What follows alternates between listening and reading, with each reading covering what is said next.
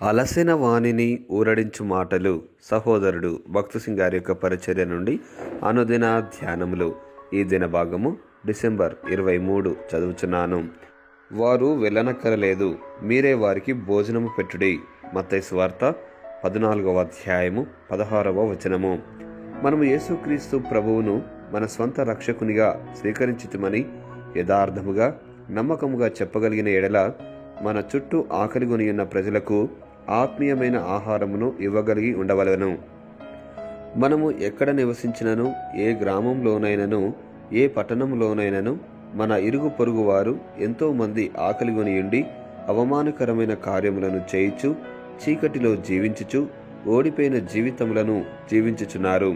మనకందరికీ ప్రభు యొక్క ఆజ్ఞ ఏమనగా, మీరే వారికి భోజనము పెట్టుడి. మనము జీవాహారమును మన ప్రభువైన యేసుక్రీస్తు నుండి పొందిన వారమైతే ఆకలిగొనిన వారికి, దప్పిగొనిన వారికి ఆ ఆహారమును పెట్టగలము. మనము ఇచ్చినది వారు స్వీకరించకపోయినను మనకు కలిగి ఉన్న దానిని ఇచ్చుట ఎంతో ఆధిక్యత. శిష్యులు జనసమూహమును చూచి తమ పేదరికమును ఒప్పుకొని ఇట్లు చెప్పిరి, ఇక్కడ మన యుద్ధ 5 రొట్టెలను 2 చేపలను తప్ప మరేమీ లేదు. 17వ వచనము. అది కేవలము మన ఆత్మీయ నిజస్థితిని గ్రహించి మన దారిద్ర్యమును ఒప్పుకొని నేడల ఇతరుల ఆకలిని తీర్చగలము. మన దగ్గర ఇచ్చుటకు విస్తారంగా ఉన్నదని మనము అనుకొని నేడల ఇతరుల ఆకలిని, నిస్సహాయతను మనము తృప్తిపరచలేము. ప్రభు కొరకు వాడబడము. శిష్యులు తమ దారిద్ర్యమును ఒప్పుకొనినప్పుడు ప్రభు వారితో ఈలాగున చెప్పెను, వాటిని నా యొద్దకు తెండి. 18వ వచనము. మనకు ఇక్కడ నేర్చుకునవలసిన పాఠము ఉన్నది. మన దగ్గర కొంచెము ఉన్నప్పటికీ మనకు కలిగిన దానిని విశ్వాసంతో ప్రభువైన యేసుక్రీస్తు యొక్క పాదముల చెంతకు తీసుకుని రావలెను. ఆయనతో ఇట్లు చెప్పవలెను, ప్రభువా, నేను బలహీనుడనైనను వట్టివాడనైనను నాకు ఉన్న సమస్తమును నీ దగ్గరకు తీసుకొని వచ్చి తిని. ఏ విధముగా చెప్పవలెనో, ఎలాగున చెప్పవలెనో నాకు తెలియదు గాని ప్రభువా, నన్ను నీ కొరకు సంపూర్ణముగా వాడుకొనుము. అదే రీతిగా నీ దగ్గర ఉన్న డబ్బును, సమయమును, బలమును ప్రభువు నాకు ఇచ్చుటకు సంకోచించకము.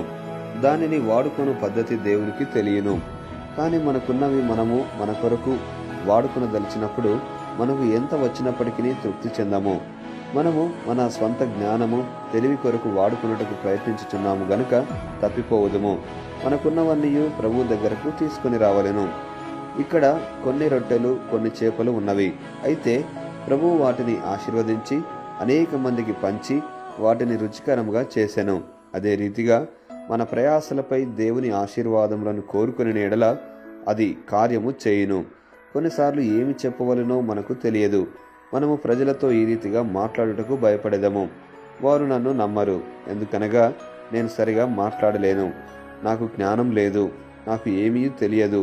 కానీ జ్ఞాపకం ఉంచుకొనుము, నీ విరిగి నలిగిన మాటలను దేవుడు ఆశీర్వదించును.